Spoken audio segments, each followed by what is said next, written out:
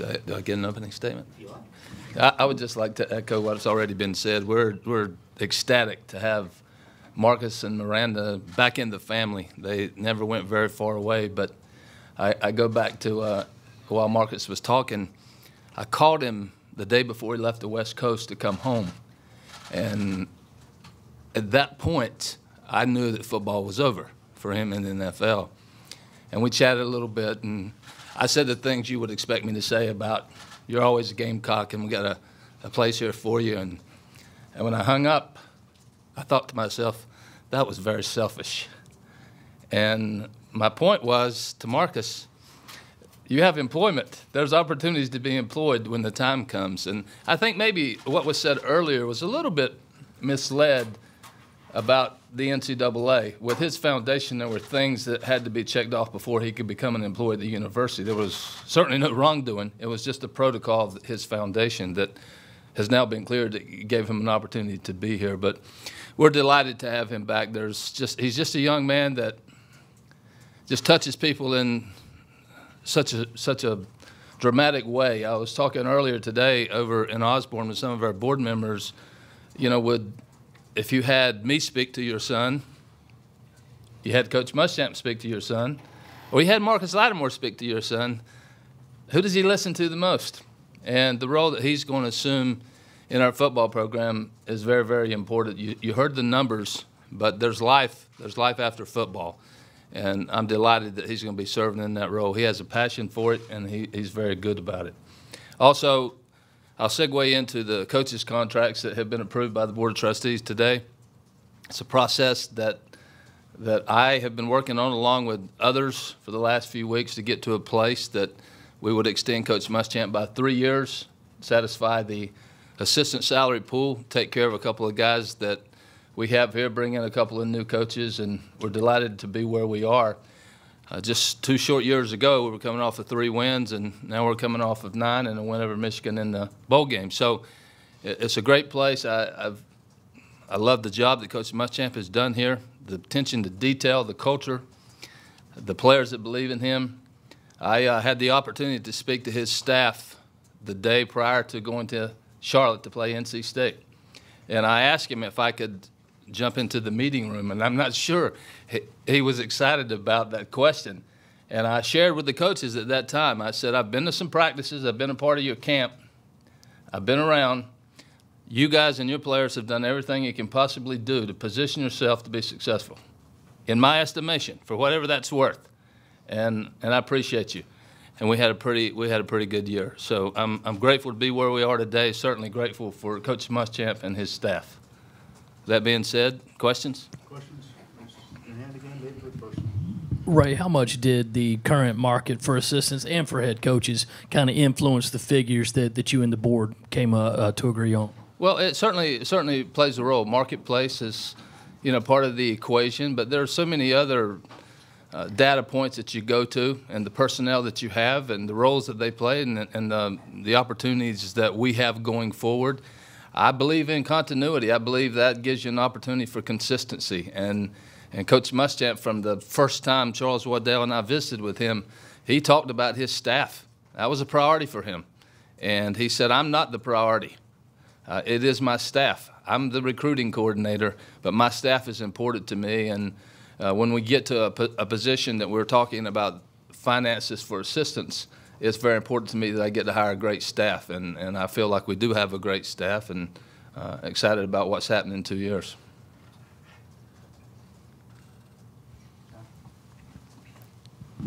You speak about continuity. What's your confidence level that Coach Muschamp will, from his volition, fulfill this contract and be here for a while, fulfill the length of this contract? I think it's sometimes a hard question to answer. You see what happens around the country. There is movement. I believe, from my relationship with Coach Muschamp, Carroll, and the boys, that they're very comfortable here. A lot of good things have happened. I know Jackson's had some success at the high school level. Witt's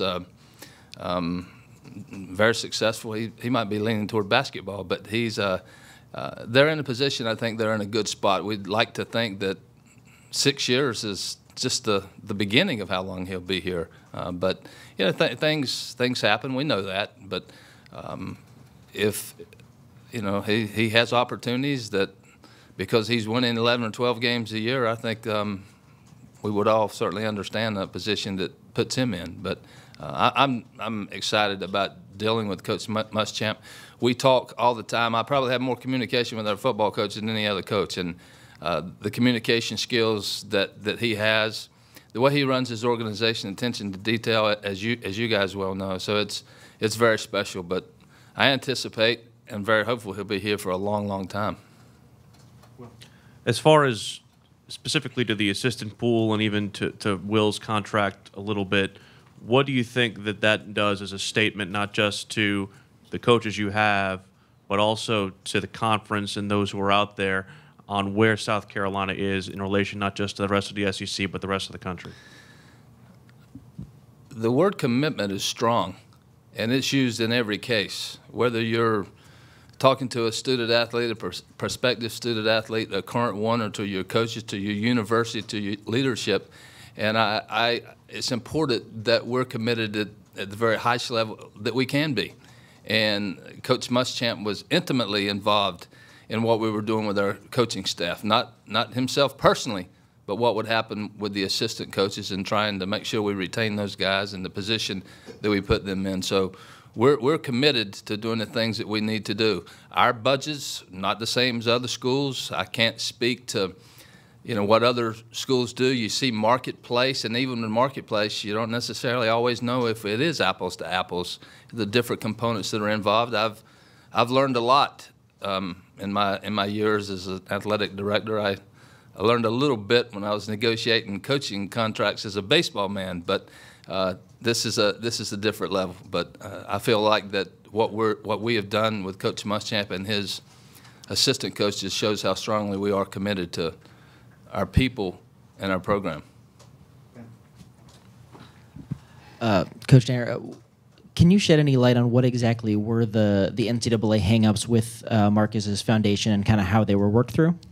No, I can, and I know Chance Miller is not here today, but it's just an involvement with dealing with young people that are students who play sports. A lot of things he did in camp and the activities that he sponsored, and he was engaged with some of these guys. It wasn't a recruiting aspect, but they were of recruitable age. So I'm giving you a 30,000-foot view of that, but those are situations that you can't work at a university and also on a coaching staff, football program, and be involved in those activities. So they had to be taken out of the equation as we go forward.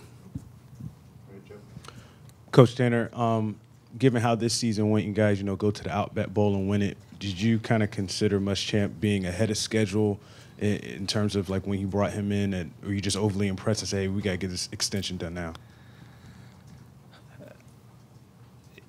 You guys know my background, and I never thought that I could win the next game or the game after that. I was always cautiously optimistic, but I saw what happened when he came into this program, and Coach Spurrier had the 3 11-win seasons. We're at a university that you can win at a high level, and when he first got here, he was inheriting a program that had 3 wins. I think it's very difficult in the sport of football, compared to a lot of other sports, to make a quick turnaround.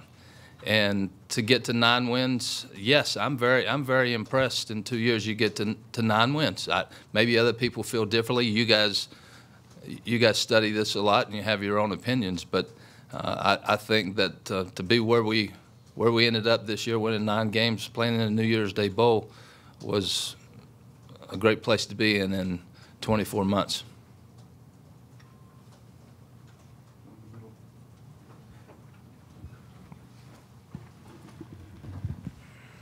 Just a basketball question for you. With regards to Brian Bowen and the signing that Coach Martin did, could you shed some light on what Coach Martin, when he brought that up to you, what questions, concerns you had, and how do you see that process kind of moving forward? Coach Martin raved about Chance Miller yesterday and his trust in administration and the compliance department. They just scored her 2,000th point last night. Did you get that? Yeah. No, this was the situation, certainly when it was brought to my attention, and it was vetted out at the highest level, involved a lot of people in a short period of time. And Coach Martin and I know each other very well. I believe in his instincts and And he had done some research prior to coming to me, and I'll just tell you, and I hope I don't speak out of turn, but Brian Bowen hasn't been charged with anything. And I haven't been given any information that he's a suspect in the investigation. So I know that he had a very good fall academically, and he had an opportunity to enter the University of South Carolina this spring. He has been accepted, and that's where we are. We have belief that at some point the NCAA will reinstate him. Beyond that, we don't have any definite information. We all know the transfer rules. That may be the case here. Could it be something different? Not sure. I had an opportunity to visit with a young man and his family earlier this week, and you know, we're a university that provides opportunities, and we felt in this case denying an opportunity wasn't the right thing to do. So we're moving forward. Ray, following up on that, when will the reinstatement process begin, or has it already begun? When will you guys apply to get him reinstated? I think that, you know, I'm going to speak out of turn. Again, Chance Miller's out of town today, but a transfer situation, you sit out a year. So if you look at the calendar, it's the spring and the fall. Could it change? It could possibly change. He didn't play in the fall, but I'm just, you know, I'm speaking out of turn here. It remains to be seen, but certainly we would, you know, be optimistic and hopeful that, you know, if it follows a normal process, that he would be able to play next spring. If it's earlier than that, fantastic.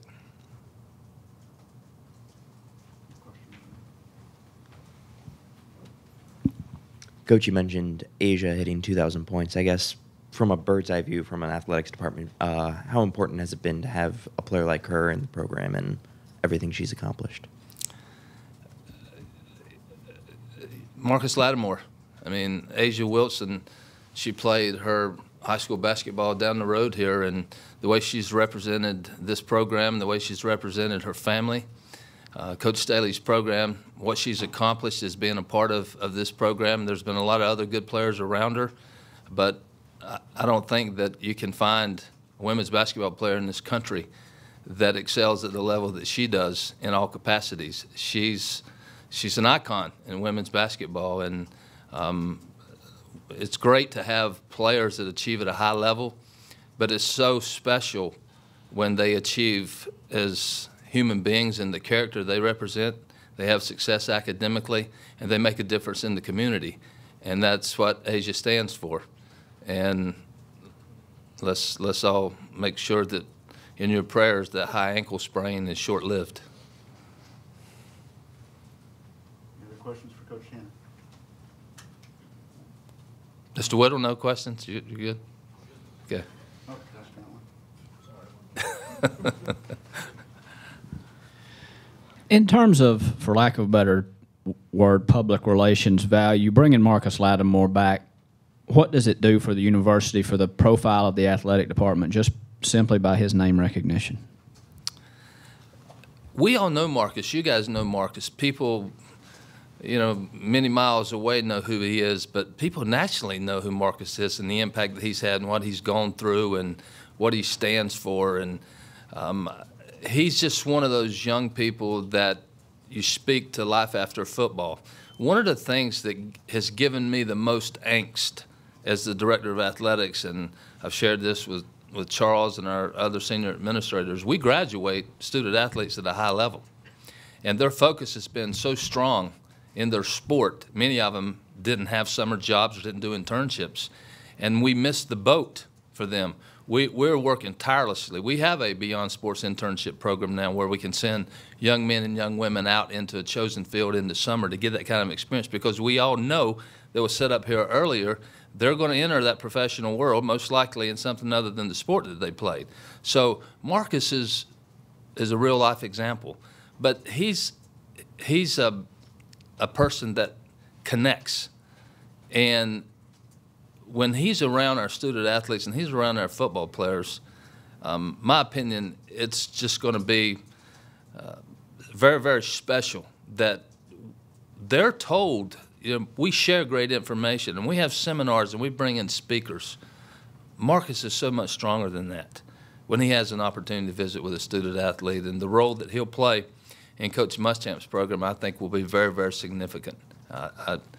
He's a, you know, you recruit great players and you go, they're difference makers. He's a difference maker off the field.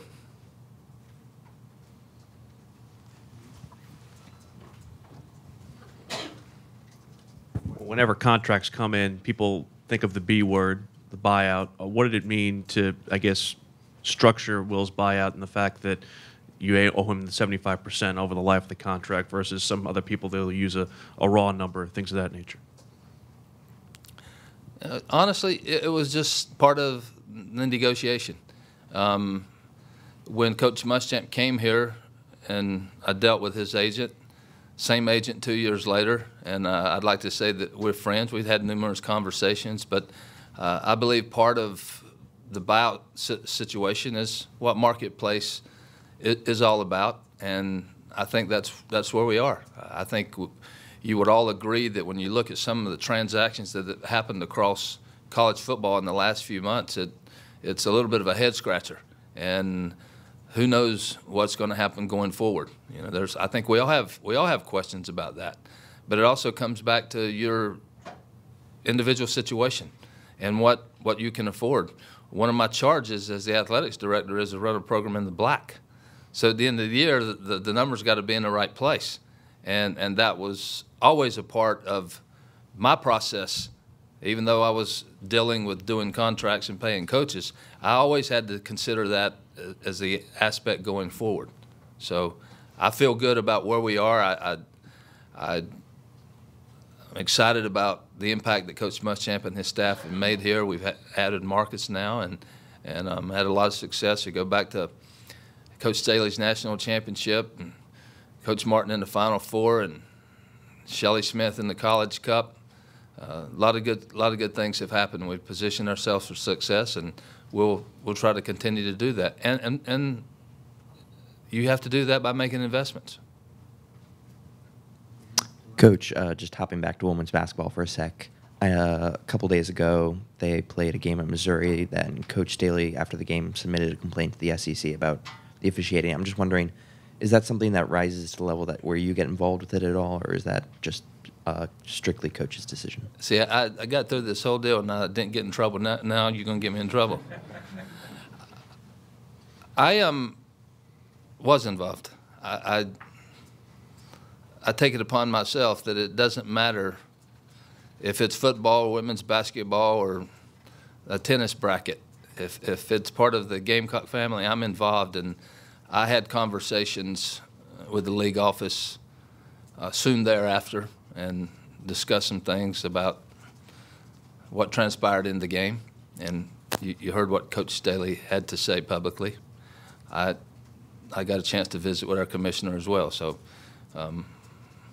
I'll leave it at that. Any other questions for Coach Henry? You guys have a great lunch. So it was a high-end spread. Well, now wait a minute.